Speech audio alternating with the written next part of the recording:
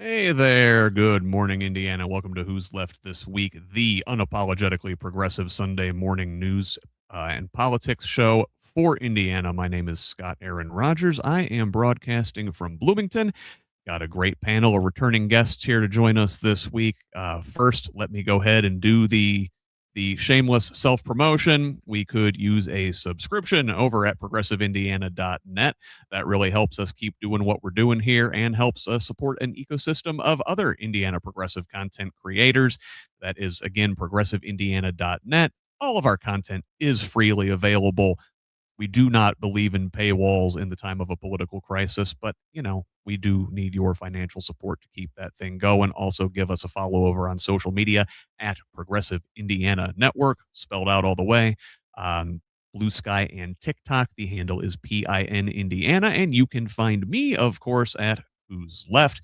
The handle there is at who'sleft.us on Blue Sky, Instagram, and Threads. Just at Who's Left on all the rest. All right, I think that covers it. Again, could really use your support. Let us welcome in our guests today. First, coming back to the show is Hancock County Democratic Party co-chair and Navy vet Chuck Gill. Chuck, welcome back to the show. Hey, Scott. Thanks for having me on this morning. Always love having you around. Very, very thoughtful guy. And you know what? We've got one right up your alley later in the show when we talk about our state news. We've got a water story, and you're a water infrastructure guy. So I'm really interested to hear what you've got to say about that one. Yeah, that's going to be fun. All right. And also, back to the show. It's been entirely too long. There is autism advocate Jennifer David. Jennifer, Hello. welcome.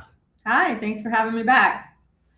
Jen, you've been putting out a bunch of content lately, putting articles out in the local paper down there in Clark County, writing on the Substack. You love to see it. I love it. I am so happy because I finally found a way to get out some of that stuff in my head, and it's been awesome. So yeah, I've been writing, sending stuff. They've been putting me in the guest column in the News and Tribune, which is out of Jeffersonville, down there by Louisville, and it's been great. I've gotten a lot of good feedback. You know, we've got a story that first broke in the News and Tribune, I believe, later on in the show as well, that we'll talk about. Yeah, you sent that to me, and good to see. I've since seen it elsewhere, but you got that to me like straight away. Oh yeah, that is in the Indiana section of the show, which will come in the back half. But first, we're going to start with our U.S. and world news, and we're going to start in the same place we sort of left off last week. The biggest story this week is the ongoing federal occupation of Minnesota, essentially. Now, we're going to start with this from ABC News. So last Sunday, in the immediate aftermath of the incident, President Trump and then White House Press Secretary Caroline Leavitt began to distance themselves from the provocative statements made by top administration officials. Trump, in an interview with the Wall Street Journal on Sunday, notably declined to say whether he thought the agents involved in the Preddy shooting acted appropriately, and said his administration was reviewing everything and will come out with a determination.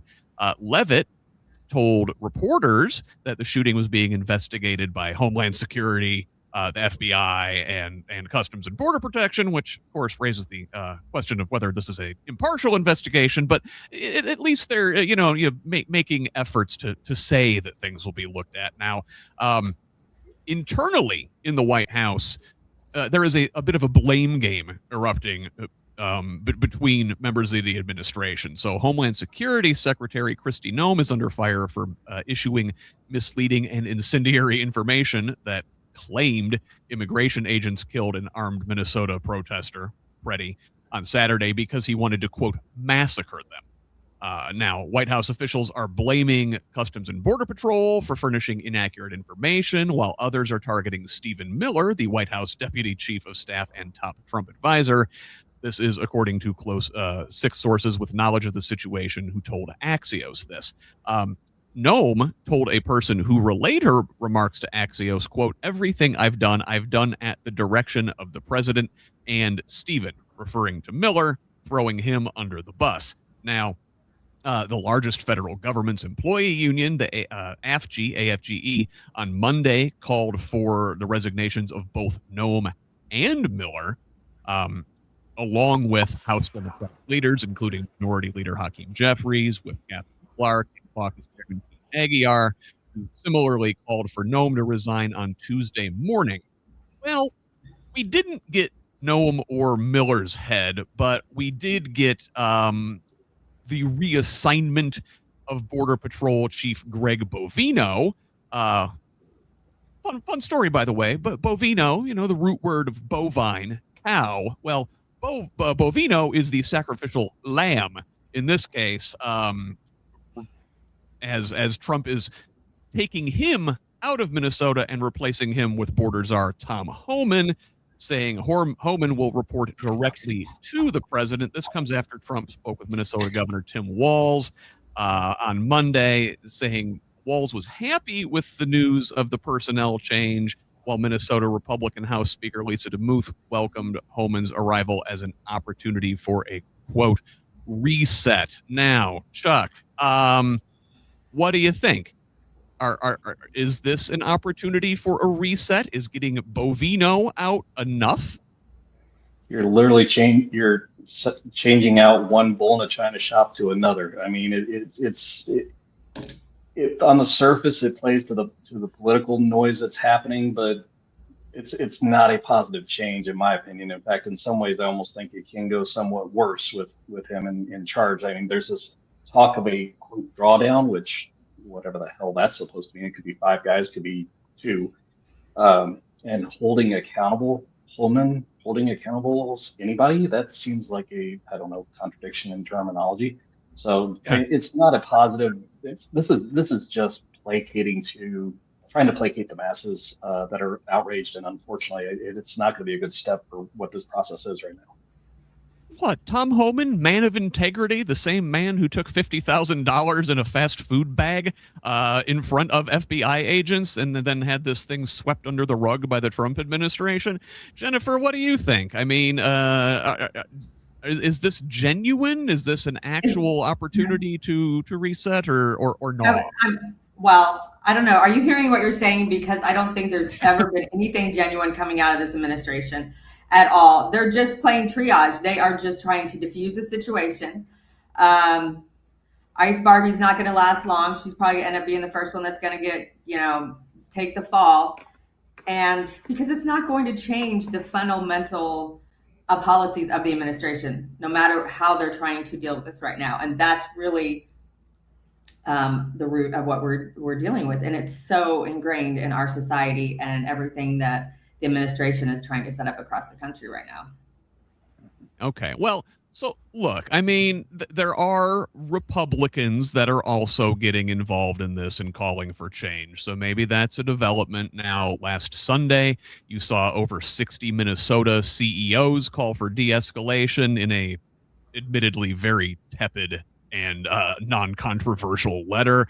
Still, this is the CEO class, a very Republican-leaning group.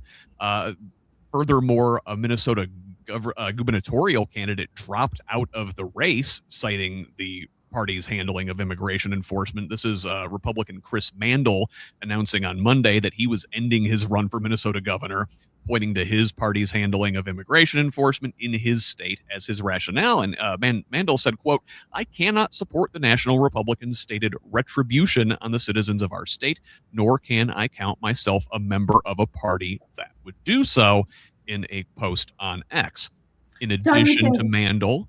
Oh, sorry, Jennifer, go ahead. I was going to say, I think that the Republican Party is okay with that because they see those people as soft. I don't think that's going to change anything. I mean, the trajectory of what has been going on with these ICE raids and them being in these cities, it's going up, right? It just continues to go up. Now we've had 2 people killed within a short period of time. Just swapping that person out is not going to change the trajectory of what's going on. You still have ICE there on the grounds everywhere.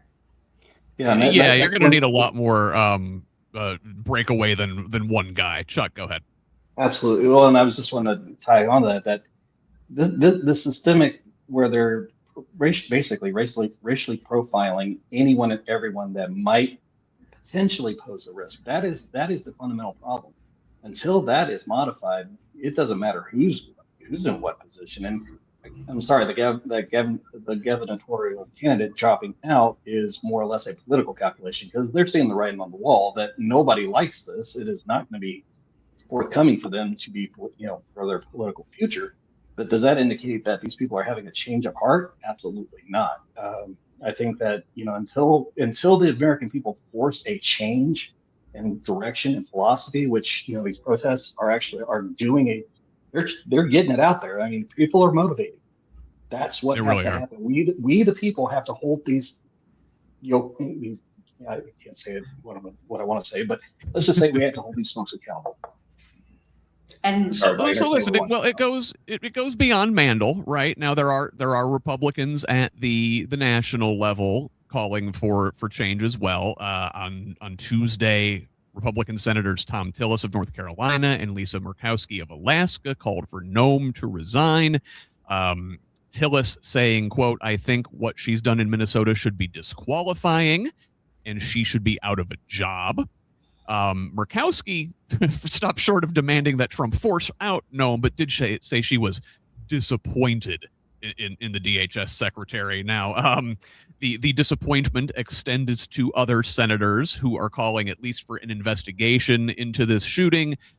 Senators Bill Cassidy of Louisiana, Susan Collins of Maine, Mike Crapo of Idaho, John Curtis of Utah, and Jerry Moran of Kansas joined Murkowski and Tillis, saying there needs to be a thorough probe into the shooting. Senator Rand Paul of Kentucky, chair of the Senate Homeland Security Committee, called on the heads of ICE, CBP, and the U.S. Citizenship and Immigration Services to testify before his panel at an oversight hearing next month. Now, speaking of the ICE director, Todd Lyons, he had been ordered to appear in a federal judge's courtroom on Friday to explain why federal officials refused to hold a bond hearing for a detained immigrant, as U.S. District Court Chief Patrick Schultz, a Bush appointee, mind you, had ordered, and to explain why ICE had repeatedly violated court orders in Minnesota over ICE actions. Now, the immigrant, Juan Hugo Tobe Robles, was released from custody in Texas on Tuesday, a day after Schultz scheduled this hearing. But in a scathing court filing on Wednesday, I believe, Schultz said, quote, "That does not end the court's concerns." Also writing, ICE has likely violated more court orders in January 2026 than some federal agencies have violated in their entire existence, attaching an appendix to his filing identifying nearly 100 such violations. Now, the DOJ did open a civil rights probe into Preddy's shooting on Friday. And, sticking on the theme of Republican pushback, it was very interesting to see the NRA attack Trump after he says Preddy should not have had a gun. Now, on Tuesday, when asked if he agreed with some officials who described Preddy as a domestic terrorist, Trump replied that he hadn't heard that, but certainly shouldn't have been carrying a gun. The NRA said they believe unequivocally that all law-abiding citizens have a right to keep and bear arms anywhere they have a legal right to be. This coming after the NRA slammed a Justice Department official appointed by the Trump administration who weighed in on the shooting just hours as it had happened, writing, "If you approach law enforcement with a gun, there is a high likelihood they will be legally justified in shooting you. Don't do it." To which the NRA replied directly to that post, calling that sentiment dangerous and wrong. So I don't know, Chuck, if the politicians are only giving performative resistance, what do you think about the NRA coming out and standing up to this administration, who has been very, very pro-gun? There's something to the effect of probably why the weather is the way it is, like hell froze over, apparently. To see the NRA to actually make a response saying, "Hey, wait a minute, you're actually wrong on this," was to me astounding. Do I fault legal gun owners? No, not at all. And Alex was not out there to harm anybody. He was, if anything, his instincts of the nurse were the prime thing of it. So this whole classification of that he was out to harm and massacre and do all these things, I mean, that was all bull because they needed to justify the killing and they needed to find cover. And that was the whole thing of it. The point, and again, as a veteran, this drives me absolutely nuts because I serve to protect all of our rights, even the ones I don't necessarily hold to as something that I would do myself. But you know what? It's not my opinion that matters. They are rights we have, and everyone should have those rights to use. You know, nobody should be deprived of the rights. Period. And the fact that if you have a weapon, you're more prone to get shot. Square that off for me because that doesn't make a bloody bit of sense. I mean, this is a constitution. You know, we have constitutional carry here in Indiana, and how many people walk around with weapons all the time, and yet they're not getting shot? So, again, make it make sense, and it doesn't. Yeah, and well, Jennifer, the NRA especially, they're awfully quiet when this happens to like a black kid, but now it's which happens all the time, right? And frankly, this is the public outcry in reaction to Renee Good and Alex Pretty's shooting. Where was this when this happens all the time in communities of color, right? So I don't know. Did it take a couple white people getting shot to wake folks up? What's going on, Jennifer? Well, no, because this is not the first time that, well, I mean, as far as like Renee Good, this isn't the first time a white woman has been killed like this under the Trump administration. It happened last time he was in office. This is the first time, two white people closely together. So that's going to make more of an impact and a lasting impact on, I think, people, as well as everything else that is going on in the country at the same time. So it's just so much. And part of this, I think, to even like the NRA being involved and throwing things in there is by design. Just the human mind can only consume and process and deal with so much stuff all at one time. And all of these things are just, we've just got all these things spinning and spinning and spinning. And the Epstein files, everything I see, all these different things that we're talking about, that comment comes up there again and again and again. So, and they're all interconnected too, right? Because if you're you're one of Trump's people and you're in those files and, the loyalty and, all of this, it's really about the systems. I think, Gil mentioned this too, the way that the systems are in this country, the way that they're designed. And I think you both mentioned up at the top that this reshuffling, the demotion of Bovino, the promotion of Homan, the internal struggles between Noem and Miller, and it's all performance, right? And I think they really gave it away. I saw this in an article over on NBC News earlier this week, and there are a couple great quotes in here. So administration officials and allies acknowledged to NBC News that they needed a strategic shift amid a public uproar over Pretty's killing, though the White House is still very much focused on its original agenda of cracking down on immigration and fraud. A Republican lawmaker said, quote, "The visuals were not playing well. He understands TV. He saw it for himself." Now, Trump has publicly expressed frustration with the way his administration is being portrayed on a number of issues. In a True Social post on January 19th, he said there was too much media attention on ICE in Minnesota. The following day, during a rare appearance at the White House press briefing, Trump also mused that maybe I have bad public relations people. I think we're doing a much better job than we're able to promote. We're not promoting. And it's one of the reasons he gave for being at that news conference. And again, News Nation also had an article saying that Trump will stay aggressive on immigration, saying the president remains happy with immigration and customs enforcement, and that he likes the, quote, tough guy storyline.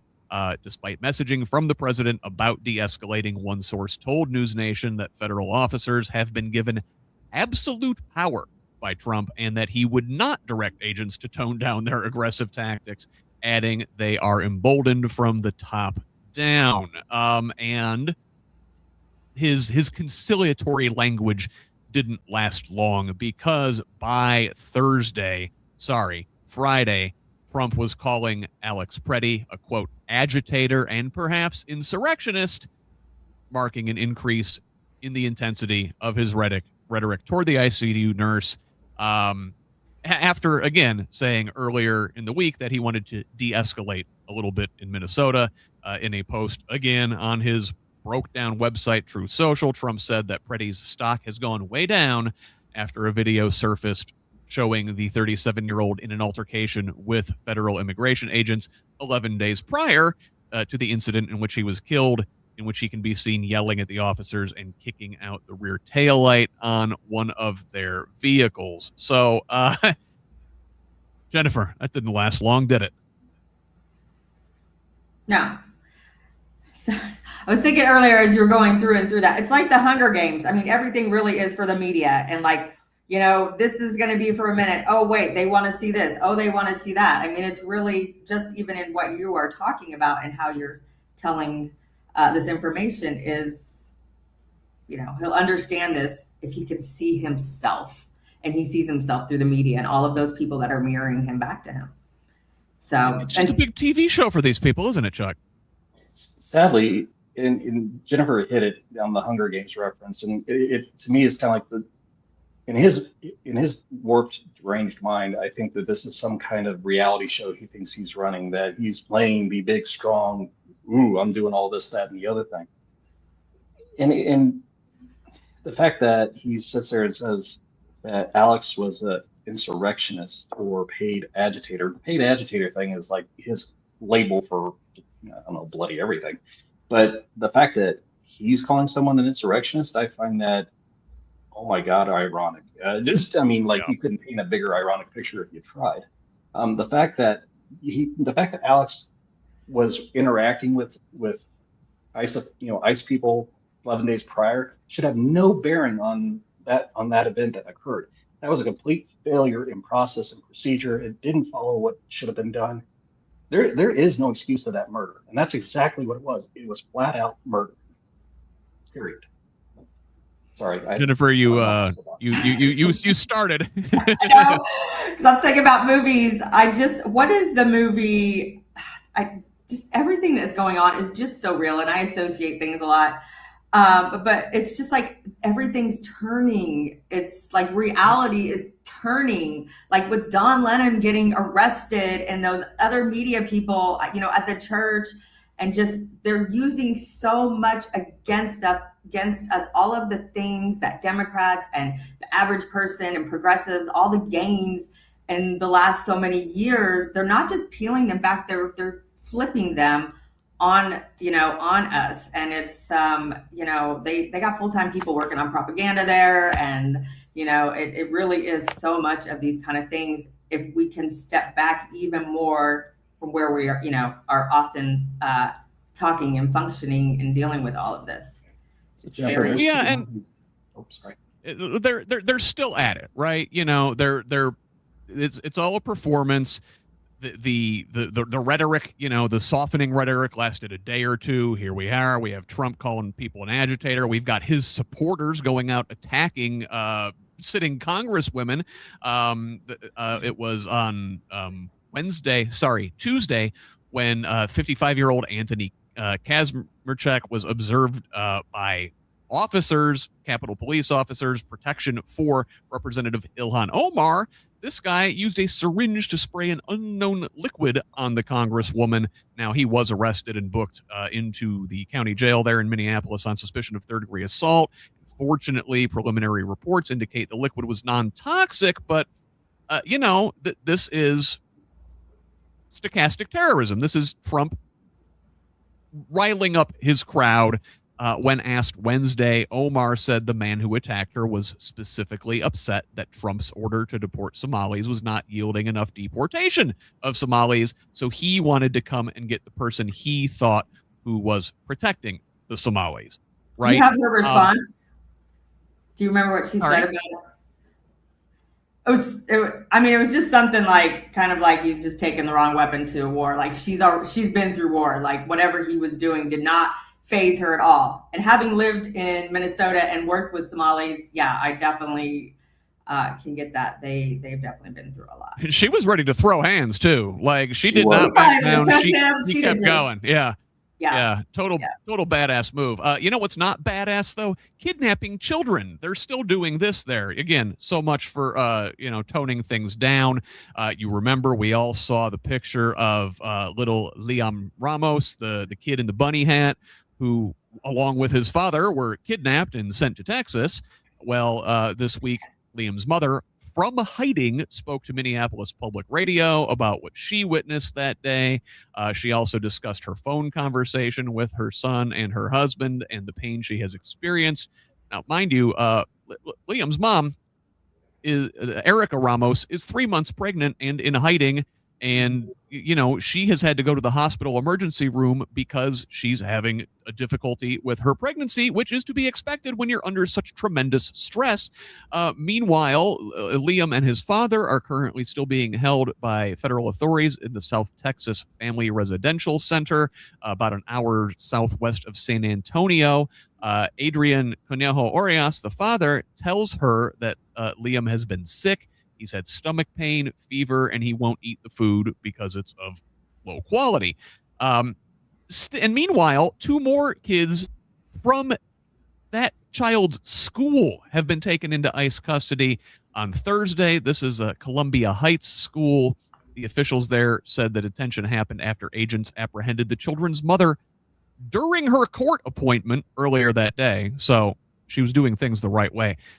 At least 6 children from Columbia Heights School District have been taken into ICE custody this month. Now, fortunately, in a scathing ruling, a federal judge ordered the release of Liam Ramos and his father, Judge Fred Beery of the Federal District Court for the Western District of Texas, ruling that the detention was unconstitutional because they're both asylum seekers, right? They did it the right way. For all the folks who say, oh, we want legal immigration, where are they now? And by the way, in addition to the kidnapping children and the using the insurrectionist talk and their supporters attacking sitting congresswomen, we also sort of kind of invaded Ecuadorian territory when an ICE agent on Tuesday attempted to forcibly enter the Ecuadorian consulate in Minneapolis. Now, federal agents under international law are generally not allowed to enter an embassy or consulate without the express permission of the consul or ambassador.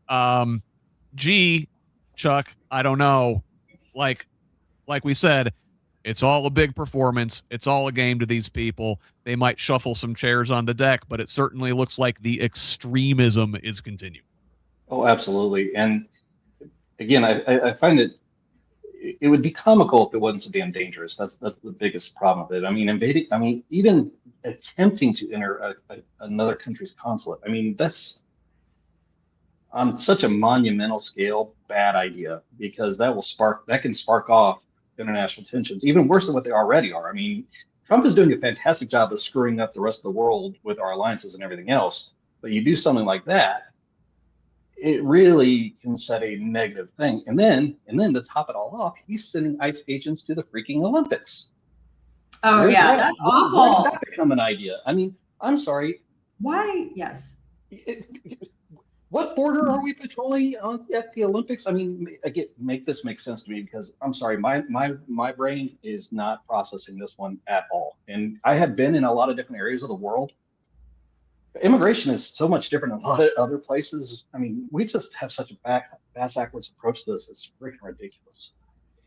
Sorry. Are they being used to do a different job there at the Olympics? Like, that's why they're supposedly there. Are they filling a different role? No, they're there to actually operate to see who they can track down. At least to my understanding. Let me double check this. Well, that's the $1 million question. Like, who the heck are they trying to tackle at the Olympics? I mean, well, this is in another country. Like, how are they? Right, it's in another country. Immigration law are they enforsing in Italy? That is not their job. And I will tell you. Oh, I'm sorry, Jennifer. No, you go ahead. I was just gonna say, there's this thing we have with a lot of other countries. It's called status of forces agreement, which tells you exactly what you can or cannot do in law enforcement. Like, so you can only enforce so many things in a foreign country, but you have to obey their laws first, and then ours after that. So, and we would apply the same standard if people were coming here. Like, what happens if pick one? Let's say the Thailand. French Foreign Legion. Yes. Okay, perfect. They come over and say, "Hey, we're conducting immigration operations in your country." Could you even imagine the flip out from the conservative, law and order folks that are preaching this? I mean, it just does not. It doesn't track. Sorry, Jennifer, go ahead. No, Trump just pushes the envelope as far as he can. He just will try anything and see what happens. And he's positioning himself there, just the same as he's positioning himself here, in these states, and now trying to do it in every county. And Indiana's got a bill on the table that will help make that happen. So, yep. It's just, he's just going around there being the bully. And even like, we don't know what to do here. These countries, they don't know what the hell to do either. I mean, with all the different things he's throwing at them in retaliation. I will tell you that Italy is not. Go ahead, Italy is not timid in their responses. So trust me, you tick off the Italian authorities, they will let you know in no uncertain terms. They don't play around. Not that I know. Again, this is an ally. This is a place we already have troops. We have an I mean, they have a far right-wing government of their own, and we're still pissing them off. What does that tell you? So, you know who else is pissed off, though? The people of this country. Now, we've seen polling this week where Trump's approval among independent voters has hit a new low. This is an Economist YouGov survey, and this is conducted last weekend. So these numbers may have even gone down since then, showing Trump's net job approval among independents at minus 40 points, with 27% approving and 67% disapproving. Even a Fox News poll, which these are typically skewed toward Republicans, in this one, voters say the economy is in bad shape and that Trump's policies haven't helped, that he isn't spending enough time on the economy, and that things are unlikely to get better this year. That poll finds a 54% majority thinks the country is worse off today than it was a year ago, compared to 31% who say it's better off. Now, that 23 percentage point deficit comes from most Democrats and independents saying the U.S. is worse off, and a smaller majority of Republicans saying the country is better off. I really want to know who these people are. And then this week, this culminated in another massive day of protest on Friday. Thousands of anti-ICE protests took place across the U.S. in a massive day of action. Protesters in Philadelphia, New York, Columbus, Boise gathered at city halls, courthouses, state houses, and legislative buildings in Minnesota, where tens of thousands of people turned out for economic actions and a rally last Friday to protest ISIS surge in the city.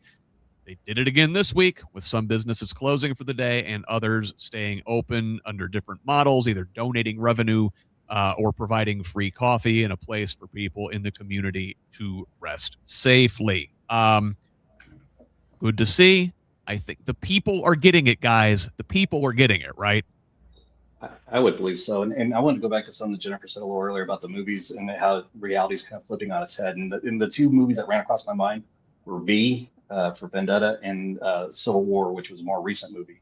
Those two are kind of, and hopefully the second one doesn't happen any more than the base idea. But the people standing up for themselves is what is absolutely key. I mean, when did it become okay to kidnap kids? I mean, when did that become something that the United States said was okay? Confining kids is what, I hate to say it, the Taliban would do, or ISIS, those kind of things. But that's what happened in the first administration, and people knew that, and they continued to vote for him. Right, and for some reason that becomes there's some calculus or some kind of crazy thing of saying it's okay to treat these people who are foreign any way we wish to. What happened to just basic human civility? To treat us as human beings instead of objects. And I think that dehumanization is one of those things we really have to fight, on the left, of saying we see people as humans first. All the rest of it doesn't matter at all. And we need to get back to that. As a country, we need to get back to that. And I think part of that is what we're talking about here is the children, because if we're a society that can accept that, and the Trump administration is purposely doing this, because if they're able to show, oh, this situation is so bad, these people are so bad that we have to go into schools and we have to, take 5-year-old children. And if we can accept that, then they can continue to get away with that. Well, and here's the funny part that I wanted. You just hit on something that I wanted to point out with the kids, right? Supposedly now the Republicans are all big about pro-life, right? Oh, square that up, make that make sense, because they care about the kids before they're born. Sometimes, maybe, possibly, but they don't give a flying rip after they're out. So again, it's the dichotomy of not treat. They don't care about the process afterwards, because they take away all these things that help people actually live their lives. Childcare. I mean, sorry, I'm going to go off on tangents. I got to keep centered. Well, I mean, at the same time, the policies and things that they're putting in place, especially in Indiana, the children that they do care about, they're the white Christian children, right? Because the programs that they're bringing into the schools that are getting the money, the schools that are being protected, those are not the schools that are having children taken from them. So listen, we get it, right? The people get it. We're protesting. We're out in the streets. I mean, like the phrase "abolish ICE" is above water now. It is the moderate position. Most people in America disapprove of ICE. Well, you know who still doesn't get it? Congressional Democrats. So the Senate passed a funding deal on Friday. This is from Yahoo Finance. This deal requires the House approval, which, we're in the midst of a small government shutdown here over the weekend until the House gets back into session Monday to ratify this thing. But in a bipartisan vote of 71-29 Friday evening, an agreement between Senate Democrats and the White House to push off a decision on funding the Department of Homeland Security for 2 weeks and approve 5 other spending bills went through. Now, this current state of play means, like I said, we're in a partial government shutdown. Some of these departments are currently out of service. Again, it's the weekend. They probably weren't doing a whole lot anyway. But funding for the Pentagon and State Department, as well as Health and Human Services and Education, are approved if this quintet of other bills goes through. Now, Truthout had a good analysis of this. Democrats were hoping they could force negotiations on 3 pretty timid demands: ending roving patrols by immigration agents and tightening rules requiring the use of warrants, creating a universal code of conduct for federal agents when it comes to the use of force, and forbidding agents from wearing masks, requiring them to display their identification more clearly, and making body cameras an essential feature of their work. Now, mere hours after they blocked the spending package on Wednesday, Democrats rolled over and kicked the can down the road for 2 weeks, allowing Democrats and Republicans time to negotiate over those issues and hopefully more. This deal represents a major concession from Democrats. By allowing spending for most of the government to be approved, they give up a large bargaining chip to ensure their demands, however milquetoast, are taken seriously. Now, critics have blasted Democrats' list of demands, which we listed, as weak and ineffectual to begin with, pointing out that they don't even include a call for federal immigration agents to leave Minneapolis, and notably, ICE is already ignoring dozens of judicial orders, and any reforms included in a new funding bill may simply be disregarded. I mean, Chuck, there was the shutdown in the fall over health care. Democrats had leverage. They pissed it away. Here, Senate Democrats have leverage to defund ICE, they piss it away. They give up their leverage. What you get to the point where you feel like they're not really on our side, that they're just complicit and they give token resistance for optics. Unfortunately, the politics plays harder than the needs of the people. And that's why I've said for a long time that we need to institute across the board term limits and have some massive reform in how we have people in these positions. Because if you listen to the majority of the groundswell, the grassroots Democrats right now, they are not in line with what's in Washington right now and what's occurring, because they are not looking. They're like, why would you give up that advantage to actually make a meaningful impact and make millions of people's lives better by revoking this crap? I mean, sorry, again, trying not to go off on tangents. Sometimes with Democrats, they think it's kind of like, if I let this little thing go, it's going to allow me to help people more this way, and deluding themselves that you have to start somewhere. You can't, you get in office, a lot of people run for very good reasons. They get into it. They want to stay there, and staying there involves a lot of times sacrificing your morality to stay there. And a lot of times deluding yourself into thinking, okay, well, this is the bigger piece here, and this is what we're going for. And the Democrats don't have a lot to stand on right now because they gave in last time. And that was a very long time that, we fought. And everybody, a lot of us were very upset, especially progressives. And so, I mean, they just really don't have a lot to stand on top of the fact that our party is so divided as well. It's divided between folks that want to draw a line in the sand and folks who are like, well, burying their head in the sand. Maybe if we just compromise with the far right this time, we can live to fight another day. We've been doing that and compromising with the far right for like 50 years, and it has gotten us exactly where we are now. We should have drawn a line in the sand way back there, and we haven't. That's part of how I think a lot of Democrats continue to run their campaigns too, right? There's some candidates, all I hear them talking about is Republicans. It's like, what the hell? What ticket are you running on? Republicans are not going to come and vote for us. You need to be spending your time getting more Democrats out to vote for you. You rile up the base, and you get people that have been disillusioned with the process involved. That is your voter base. We're going to end on that later in the show. There was a really good study on this in Indiana this week. But I mean, Chuck, that's it, right? We're not. People are not excited by squishy.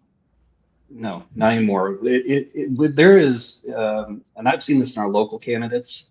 We want to, we have candidates running that are basing on actual human needs and in taking, the stances where it needs to be made, not compromising where it doesn't need to be made.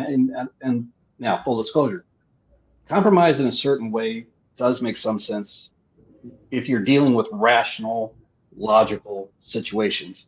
However, the situation we're dealing with now is not in that framework by any stretch of the imagination. So we as Democrats, as progressives, as the left generally, and I'm not saying go full militant, but I'm saying we need to take a tough stand, have a spine, and stand up for what we damn well believe in and not give into it. Yeah, damn right. So I guess let's put a bow on this Minneapolis story and this ICE stuff by noting that on Saturday a federal judge said she will not stop the enforcement surge in Minnesota. This is Judge Catherine Menendez denying a preliminary injunction in a suit which we talked about last week, filed by Minnesota State Attorney General Keith Ellison and the mayors of Minneapolis and St. Paul. In ruling on the this injunction, she zeroed in on the Constitution's 10th Amendment, which limits the federal government's power to infringe on the sovereignty of states, but does generally defer to federal supremacy. So the 10th Amendment under attack. Let's move on to the another way state sovereignty is under attack here. You've got the feds coming in to Georgia this week and raiding Fulton County elections offices. Now, this is dangerous stuff. From ProPublica, quote, when the FBI executed a warrant on Wednesday to seize records from the 2020 presidential vote in Fulton County, Georgia, it marked both an extraordinary event in the history of American elections and a significant escalation in President Trump's breaking of democratic norms, several legal experts said. Now, we all remember Trump has long claimed without evidence that the 2020 election was stolen from him and blamed Georgia in particular for his loss to Joe Biden. And though I should note, if he had lost Georgia, had won Georgia, he still would have lost that race. Now, after the election, he famously made a call pressuring the Secretary of State there, Brad Raffensperger, to find him enough votes to win. About a week ago in Davos, he once again called the 2020 election rigged and promised that people will soon be prosecuted for what they did. So, this warrant served on the Fulton County Election Center sought ballots, tabulator tapes, digital data, and voter rolls, which it alleged might constitute evidence of the commission of a criminal offense. Mo Ivory, a Democratic Fulton County commissioner, arrived on the scene shortly after the FBI agents did and said that once an error on the warrant was corrected, they backed up lines of trucks to the election warehouse and spent hours carting away boxes of ballots and other materials. The search began in the morning and was still going on well past nightfall. Now, other local officials there, Fulton County Board of Commissioners Chair Rob Pitts and County Board of Registration and Elections Chair Cherry Allen spoke outside of the election center Wednesday night, detailing what they knew about the seizure. This is from Fox 5 in Atlanta. Both Pitts said they do not know where the FBI is taking the boxes or what they will do with them. Quote, we can no longer, and I no longer, as the chair of this board, satisfy not only the citizens of Atlanta, but the citizens of the world that those ballots are still secure, Pitts said.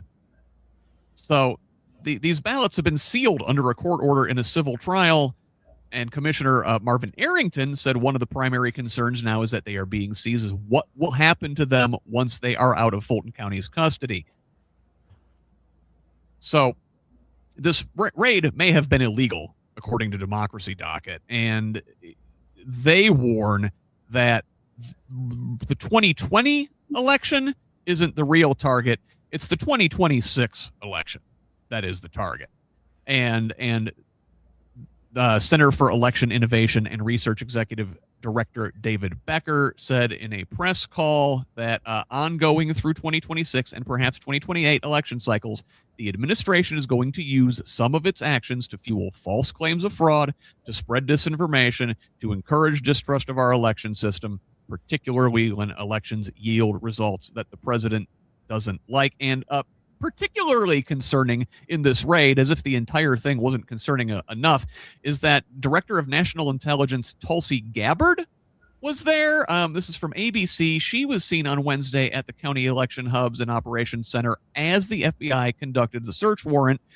Now, Alexa Henning, the DNI's deputy chief of staff, claimed in a post on X Friday morning that intelligence has found that foreign actors are developing more and more sophisticated cyber capabilities that target critical infrastructure, which reinforces the need for ODNI to ensure that these efforts do not impact the election process. So a lot there, Chuck, but I mean, it sounds like these ballots are now out of the hands of local election officials and under possession of Kash Patel's FBI. Can we trust any findings that they come up with? I'm sorry, I can't keep a straight face in answering that question legitimately. I mean, the FBI has, in my mind, just no credibility at this point. I mean, you have the federal government coming into a state, stealing their election, all their election records. And again, how have we gotten to this point? I mean, allowing that to happen is absolutely insane just on the surface of it. And the think the FBI is going to come up with some kind of reliable investigation? No. But then the other part of it with Tulsi Gabbard being there, I think this sets up more or less a kind of QAnon type of thought process moving into the future and lending credence to all these wild, weird conspiracy theories that are going to grow. And these are just they're just fertilizing the field with as much bull as they can spread. It's just this. I mean, it's just it'd be like the same thing if they came into Hancock County and stole our records. The whole county would be up in arms over it, and rightly so. And so what are they going to do? They're going to come in there and they're going to say, we found evidence of fraud, right? We found that Nicolas Maduro was flipping votes or something using Marjorie Taylor Greene Jewish space lasers, right? Like, what are they going to come up with? What are they going to say? And then Jennifer, like, what does that mean for 2026? What does that mean for 2028? Well, I think what it means is what it means to Trump. He just can't let it go. He cannot have the world thinking that he lost that election, and he's stuck on it. And I think that's really all he wants. He just wants to prove everybody what he thinks that he won, and he can't move on for it. The pictures of Tulsi Gabbard, I think I saw one online. She was like hiding behind a wall or something. She had her hat real low and everything. I mean, her being there, it shows the world, oh, this is something important. It's undercover, it's again all that performative stuff. So I consider myself on the left flank of the Democratic Party, and I know some people out here, maybe even further to the left of me, who really liked Tulsi Gabbard at one point. They thought that she was a real stand-up progressive person, and it turns out she was a grifter the whole time who just wanted to be close to power. God help us if she's involved in any of this election business going forward. Yeah, that's definitely the vibe she gives off, especially seeing her, like, part of that picture, like, that's what I thought, what I told you, but also part of it to me was like her kind of being like, oh my God, am I really here doing this? Have I literally sunk this low to be here? Because, some of that stuff that these people are doing, they're doing because, they want to continue to kiss the ring and stay where they're at, whether or not they agree with it or not. They're sure as hell going to do it. Well, Jennifer, just like that gubernatorial candidate in Minnesota, like at any time, at any point, you can stand up and say, you know what, I'm out. Well, you know what? It's not gotten there yet. I actually wrote a piece that I haven't released yet, but it's about how people, you either have to like wake up or just, break from reality, just continue to be broken from reality. And it's like Marjorie Taylor Greene, she reached her limit to where, you can't unsee what you see when all those pieces fall together. Though I encourage folks not to fall for her performative bullcrap either. She's still she's got a plan. She definitely has a plan. Oh yeah, she does. Well, I mean, like Martha Stewart, she wasn't saying anything about ICE, and now it's all over the news. Like, oh, she finally had to say something because her granddaughter, called her out on it. I mean, I guess I welcome these statements when they come, but you have to take the entire body of work, right? Chuck, I'll give you the last words on this Georgia election story. The only thing that was kind of resonating through my mind is, kind of thinking through what's going on geopolitically. And if Tulsi Gabbard was there, and again, Jennifer, I love your analysis of her facial movements, like oh my God, I'm here. I love that. But what worries me in a certain respect is if they're trying to tie some kind of foreign influence campaign, do they tie that back to Iran, where they're trying to focus some of their energy where we're putting more of our assets in position to possibly do whatever. It does give me some pause in that kind of context. It's crazy, Chuck, that we're just like living in such crazy times, everything everywhere all at once that you just mentioned in passing the buildup of in the Persian Gulf and potential war with Iran. And we're That's it. That's all we're going to talk about it today. This should be the top story in any normal time, but we have to talk about the complete erosion of the constitutional order. We talked about the 10th Amendment, separation of powers, and the things left to the states. Well, the First Amendment is under attack as well, and freedom of the press. So this from the Minneapolis Star-Tribune. Journalists Georgia Fort and Don Lemon were among 4 arrested over a protest during a St. Paul church service. Independent journalists Fort and Lemon were arrested by federal agents in connection with their role in documenting an anti-ICE demonstration in a St. Paul church during a service on January 18th. Now, Fort's attorney told the Star-Tribune that she was arrested about 6 a.m. on January 30th at her Twin Cities home and taken to the Whipple Federal Building, site of much of the judicial activity in connection with the federal immigration crackdown in Minnesota. Lemon, a former CNN anchor, was also in Cities Church during the protest and covering it as a journalist. He was arrested late on the January 29th, that's Thursday, in Los Angeles while covering the Grammys. Attorney General Pam Bondi wrote on X that the arrests of the journalists were done at her direction. Bondi said she also ordered the arrests of politician and Black Lives Matter Minnesota co-founder Traherne Cruz and DFL activist and former state House staffer Jamel Lundy, the intergovernmental affairs manager for the Hennepin County Attorney's Office. Now, also charged with participating in the protest are a Minneapolis civil rights activist, a St. Paul school board member, and some other folks. The Trump administration sought to charge 8 people in total over this episode, citing a law that protects people seeking to participate in a service in a house of worship. But a magistrate judge who reviewed the evidence approved charges against some of these folks, but rejected the evidence against the others as insufficient, namely because they were doing journalism. So after his arrest, Don Lemon spoke out, telling Newsweek, telling a press conference, which I'm reporting Newsweek's coverage of, quote, a federal magistrate judge in Minnesota previously denied arrest warrants for Lemon and others, but a federal grand jury later indicted individuals, including Lemon and Georgia Fort, alleging conspiracy to deprive congregants of their rights. Lemon said, quote, I have spent my entire career covering the news.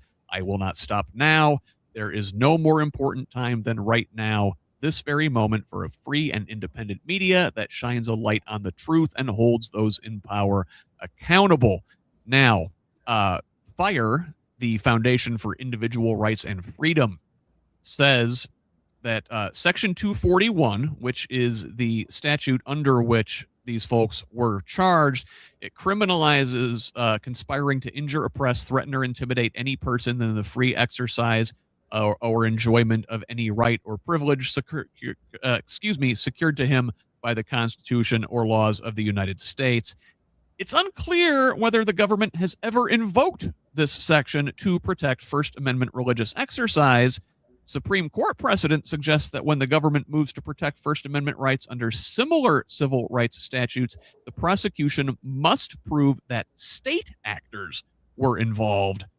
If so, the government faces a steep uphill battle proving the Section 241 charge. Now, Judge Schultz, the same guy who issued the scathing rebuke of ICE before in this section, in denying prosecutors' request to indict Lemon, wrote, quote, the government lumps all 8 protesters together and says things that are true of some of them, but not all of them. 2 of the 5 protesters were not protesters at all. Instead, they were a journalist and his producer. There is no evidence that those 2 engaged in any criminal behavior or conspired to do so. Chuck, arresting journalists for doing journalism, very, very concerning, to say the least. Absolutely. Again, it's a constant assault. I mean, they're literally shredding every basic right that exists at this point. And in the fact that, I mean, Don Lemon has been a professional reporter for longer than most of us remember, for the most part. Now he does it bloody well. I think it's kind of curious, though, that if this had not been shall we say, a certain religious institution of widespread resort, would the reaction have been the same? And I kind of find myself questioning, probably not. The fact that, again, that the arrest even occurred, or even that they're trying to lump everybody together, it makes absolutely zero sense. And again, that's why it is important. And I agree 110%. Independent journalism is absolutely what has to happen. I mean, the big network people, I'm sorry, they're having to obey their corporate masters, for lack of better terminology, and they're not going to report it as cleanly and as clearly as what independent reporters will. So, we need to keep that going. We need to protect these folks. And honestly, I think it's going to fall flat on its face, in the grand scheme of this. I think it is going to backfire huge. Well, but Jennifer, this thing may backfire, right? And I'm sure Fort and Lemon will probably be unscathed criminally. However, this chills other journalists, right? Especially independent journalists like Don Lemon. Has a long career and many years at CNN under a nice salary. Behind him. Independent journalists may be scared to do their jobs because they can't afford the legal process, right? Well, I think it's Don Lemon, right? So he can be used as an example. I don't know. I don't think it's just going to go away because Trump is always trying something new, right? His administration is trying to see what they can push. So I think that they'll push this and see where they can take it to. I'm sure Nicki Minaj is out there having a good old time. She's cheering this whole thing on, their personal thing. So, and the administration is just that bad to do something like that. But I think because it is something that has not really been used to prosecute people, and being somebody of, the status of Don Lemon, that I don't think it's just going to just go away. No, well, like you said, it may not. He'll be able to weather that storm, at least financially, yes, in terms of paying his attorneys. But independent journalists may just not cover controversial stories like this for fear of their legal exposure and going into bankruptcy trying to defend themselves. Which is why I think for the Trump administration, it is important for them to try to see where they can take this to because then you have an example, right? If they can do this to somebody of this stature, right, then I'm not even going to go there and try it. So I think it's going to become a battle cry, though. I'm sorry, Jen. I think it's going to be a battle cry for the folks to stand up even harder. Honestly, when it comes right down to it, I don't think it's going to chill anybody. I think it's going to say, oh, hell no, you're not stopping me from doing this job, because it is a constitutional right, and I'll be damned if it's going anywhere. At least my 2 cents. Yeah. So a couple more things I wanted to cover before we turn the corner and get to our Indiana stories this week. President Trump did nominate a new gentleman to be the chair of the Federal Reserve. This is from PBS. Trump announced on Friday that he would nominate Kevin Warsh to be the next chair of the Federal Reserve, an independent agency that has been under pressure from the president to lower interest rates for the last year. If confirmed, Warsh would succeed Fed Chair Jerome Powell, who, mind you, Trump himself appointed during his first term and who has now incurred the president's wrath for not heeding his demands. Powell's term expires in May. Warsh served on the Fed Board of Governors from 2006 through 2011, where he had an opportunity to help shape the economy during one of its greatest periods of turmoil, during the Great Recession. So CNBC reports that Warsh emerged from his first term as a Fed critic. He warned that large-scale asset purchases and near-zero benchmark interest rates ran the risk of distorting markets and undermining long-term price stability. While supporting earlier efforts, Warsh voted against the second round of quantitative easing, bond purchases, stuff that gets way over my head. But, the the thing is that if Trump thinks Warsh will be able to just push through these aggressive rate cuts, he might be in for an unpleasant surprise. You know, multiple voting members on the Federal Open Market Committee have expressed resistance to cutting further until there's more evidence that inflation is definitely moving toward the central bank's 2% inflation goal. You know, we've been running consistently higher than that for some time now. Both Democrats and Republicans have largely praised this move, thinking of Warsh as an independent figure. We'll see what kind of deal he made with Daddy to be nominated as the new Fed chair. But largely, he has seemed to be independent. My first thought is it's pronounced wash. I kid, but Chuck, do you have thoughts on this Warsh fellow? I'm sorry, I don't. I got to recover past that joke. That was a great plug. I love that. Yeah, honestly, again, it's more of the same, putting in sycophants where they don't need to be placed. I mean, the Fed is supposed to be independent. And I think Jerome Powell has definitely set that stage. He set that bar pretty high, and I've got nothing but mad respect for him for standing his ground and doing his work as he should. This guy, no, he's going to do whatever he's told. Well, let's hope so. It seems like he has been critical of especially low interest rates. I don't know. Jennifer, is this up your alley at all? How do you feel about this? Not a lot, I get except lost on these things. Trump is not going to just stick anyone in there. So he's already had hard enough time with this and trying to get rate cuts. So I'm sure he'll just be another lapdog.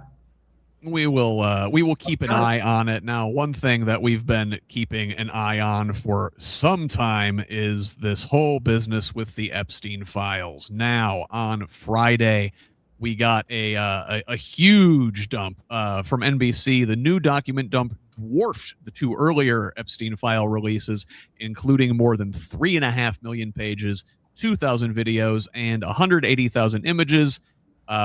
According to Deputy Attorney General Todd Blanche, who said so in a press conference, also saying that constituted about half of the more than 6 million Epstein-related documents the DOJ collected. Now, so does that mean that half are still outstanding? Because the DOJ has missed a December deadline to turn over all of the unclassified documents, with certain exceptions, required by the Epstein Files Transparency Act, which was signed into law November 19th and gave Attorney General Pam Bondi 30 days to release all of the department's Epstein files. So here we are now, some 60 plus days past that, when we've got about half.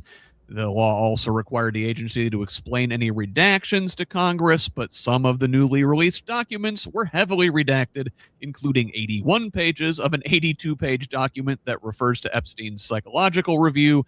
One 7-page document was completely redacted and later appeared to have been removed from the DOJ website entirely. So, some of the big takeaways from this thing, according to CNN, Trump's name shows up a ton in the latest batch of files, which includes material ranging from investigative documents to emails to news clips. A few of the mentions stand out. So first, there is this email chain. I think this is the one that most people are focusing on online. This email chain from August 2025, in which an apparent FBI employee displays a list of apparently unsubstantiated tips involving Trump and Epstein.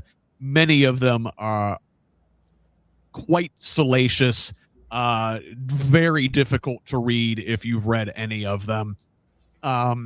Also referenced were a Southern District of Florida draft indictment from the 2000s that would have charged Epstein alongside what appeared to be 3 others who are described as having been employed by Epstein. The individuals' names are redacted, but are described as facilitating appointments between Epstein and girls. This tranche of documents also includes references to figures such as Commerce Secretary Howard Lutnick, Trump sycophant and tech mogul Elon Musk, also includes more references to Bill Clinton, and former Trump advisor Steve Bannon is mentioned in these files as well. Jennifer, have you seen any of these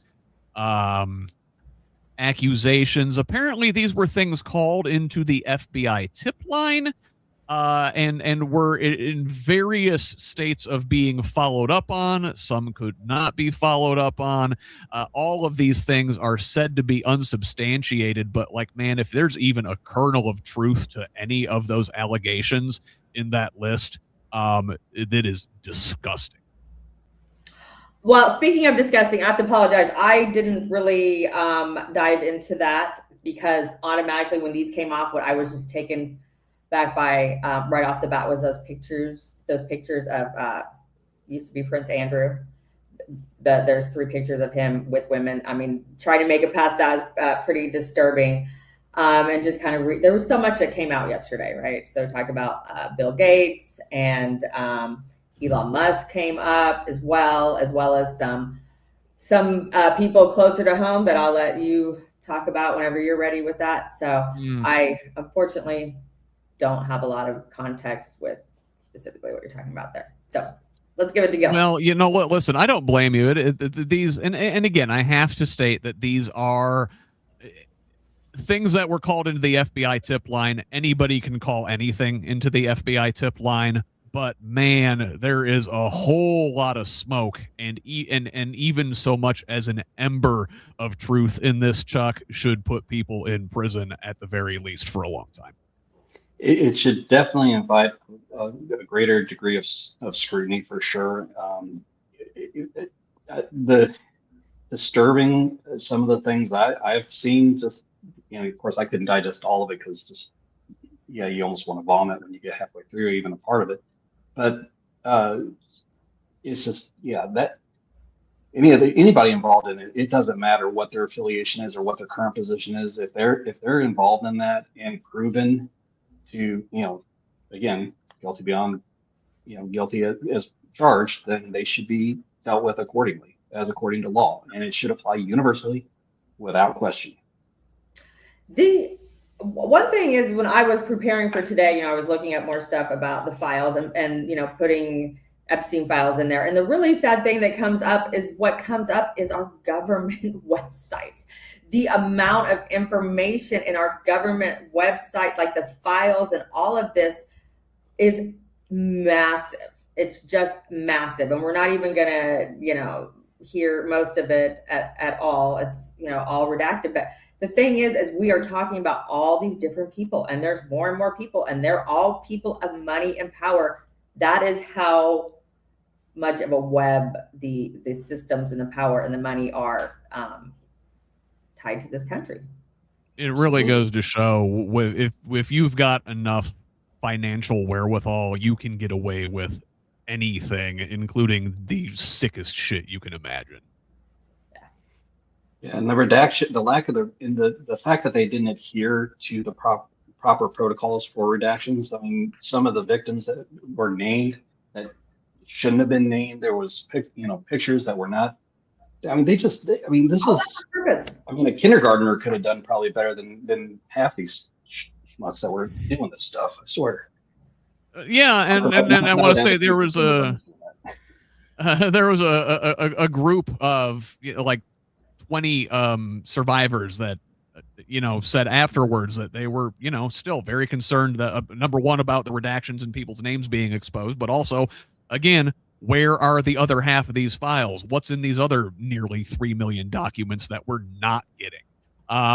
So let us move on. Let's turn the corner. We're a little bit behind schedule, but just big news week again this week. Drinking from the fire hose here.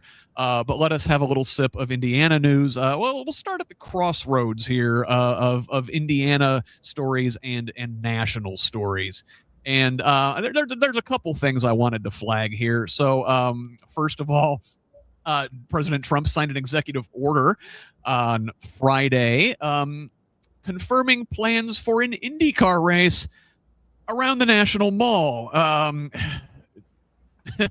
So previously, Transportation Secretary Sean Duffy posted an AI-generated video. This is last week depicting such a race, and Trump shared the video and expressed support for the idea, wanting it as part of celebrations for the country's 250th birthday.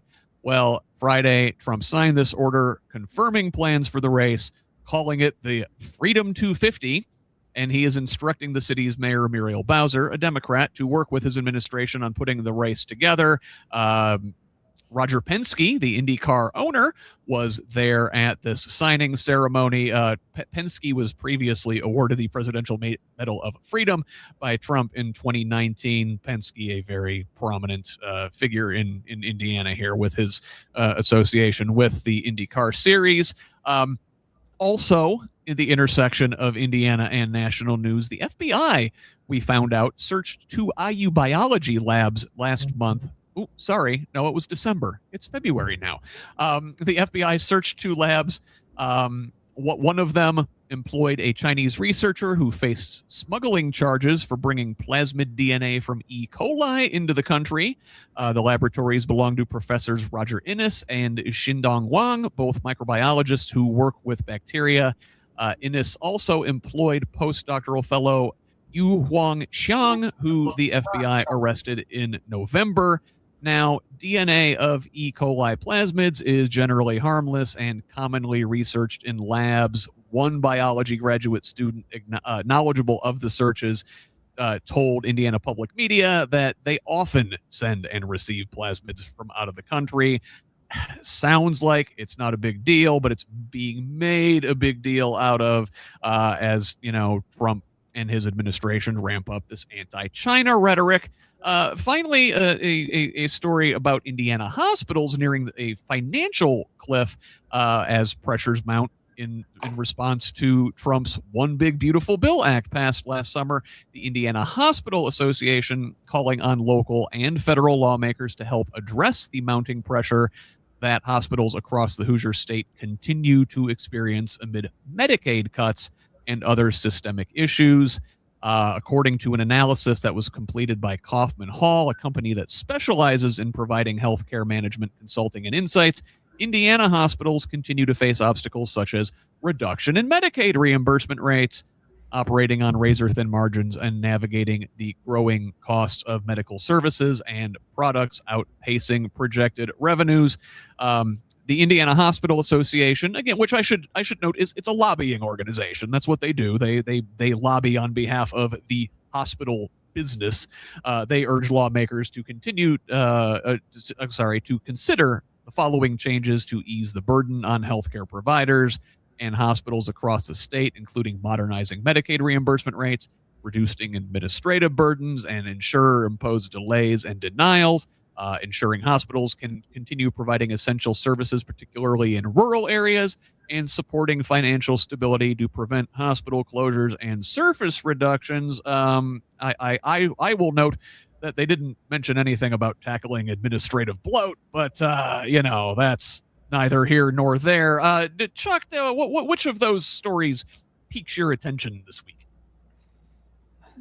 I guess the first one that jumped out at me, the race, where Trump is trying to set an IndyCar race, and I'm just curious in that article of understanding, like, where's this funding coming from? Apparently, we can find funding for his UFC fights and for a race car track around the National Mall, yet we can't find money for healthcare and the thousands of other things that need to be. Right, there you go. Connect the two stories together. We got money for an auto circuit in the middle of the nation's capital, but we're slashing Medicaid reimbursements rates, which leads to things like rural hospitals closing their OB department, which was referenced in that article. Jennifer, thoughts?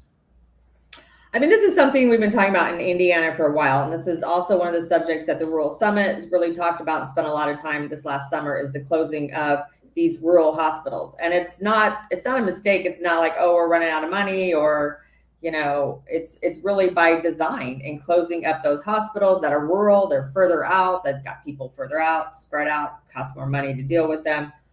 Also, some of that rural land is really wanted for some of these solar farms that they're wanting to help fund some of these businesses that are getting a lot of these tax breaks. So I think it's all by design. I really think a lot of this also has to do with building local economies for the businesses that are really controlling a lot of what's going on in Indiana. Well, supporting hospitals would be good for local economies, right? Supporting hospitals, It would supporting be. schools. I think that I talked about this with Nate Stout earlier this week when he was on a live recording of the Who's Left podcast. We were talking about how, rural hospitals and rural schools are economic engines of their community. And if you do things like hire teachers and hire janitors and hire hospital workers, those folks take that money and they spend it directly back into their local economies. It props up the whole thing. We're cutting out the bottom of our communities by these cuts. I want to say yes, you would think that, but it costs the government a lot more money. It's the same thing with schools, right? When they're trying to make the schools consolidate instead of having small schools in different areas, because rural areas are quite spread out. That's why they're rural. And so this is something that's happened over Indiana, even though these schools are the heart of the communities, exactly what you're talking about. But you consolidate the schools where you want people to live, you consolidate the healthcare that they need to have access to. It costs less money for the government to manage those things when they're closer together too. Yeah, certainly. But like that, the problem is that we look at these things as businesses and things that cost money instead of investments into our community, as potential profits, right? I want to move on to what's going on in the State House this week, and I should point out that yesterday I had Mad Voters Director of Advocacy Katie Rector on for an hour. We did a review of this past week at the Indiana State House, talked about a lot of the bills that they are tracking. We'll talk about a couple of those here in this segment and a couple of ones that we didn't talk about. That one is available on Progressive Indiana Network for you to watch if you missed it yesterday. So, but moving into the State House here for our purposes, Jennifer, I referenced this one earlier in the show. So, Republican Ed Clear of House District 72 down in your neck of the woods there, he's in New Albany. Mm-hmm. He announced he is leaving the Republican Party and will run for mayor of New Albany in next year's municipal elections as an independent. Yeah. Clear said, quote, "There are many good Republicans, but the Republican Party has lost its way, and I can no longer be a part of it." Clear broke with the party on several issues, including redistricting, syringe exchange programs, transgender rights, and partisan school board elections. He said that there's been a fault line in the Republican Party, particularly in his community, after the investigation and conviction of former Sheriff Jamie Knoll there. Remember, he is the former Clark County Sheriff and former chair of the 9th District Republican Party who was sentenced to prison in a public corruption and theft case. Claire said he and others in the party who were strongly opposed to Knoll and his influence were in one group, and those who were under the influence of Knoll and did his bidding were in the other group. A lot of those folks are still around, I imagine. And I want to get your thoughts on this one. This is I didn't know you're going to bring the whole Knoll thing in, so that just complicates everything. But incidentally, I just wrote something for our local paper about Knoll and the sheriff race. But it's this is the thing about Southern Indiana is the Democrats and Republicans, like it's just a crazy bunch of like, it's just not your typical people. And so the lines are blurred and they cross so much. But Ed Clare is a very beloved state legislator out there. I've yet to meet anybody who says different, except for the Republicans who have sent out this awful letter in response to him leaving them. But he is just one of those people that, he is a friend to everyone and he really fights very hard. It's so unfortunate because he is one of the number one state legislators that fights for people with disabilities. Him and former Lieutenant Governor Suzanne Crouch, they pioneered so much over the last decade for people with disabilities, and all that's, being crawled back. And him and another legislator did submit a bill. I apologize, I cannot remember her name. And it had to do with, people with disabilities, and of course it got kind of sidelined. But it is a big deal. I think he can definitely win in New Albany as independent. But it'll be interesting because I have stepped away from the Democrat Party down in Southern Indiana. I mean, I'm still a Democrat. I'm not going to be running. I'm not going to be running on the Democrat ticket. for state representative, but it is what he talks about. The Knoll case is really reshaping politics in Southern Indiana still. And so I looked at a lot of the comments and the marks with the announcement of him leaving, and he has a ton of support. And so he is just one of those people that does stand out to people that people are able to look at and see. So I'm anxious to see kind of what happens down here in Southern Indiana, because we're still pushing really hard to get people on the ballot this last week here. Yeah, I appreciate the independence. We need a lot of decent Republicans with whom we disagree with on many issues to do the right thing at least, and leave a party that has become completely beholden to folks like Donald Trump and like Jamie Knoll.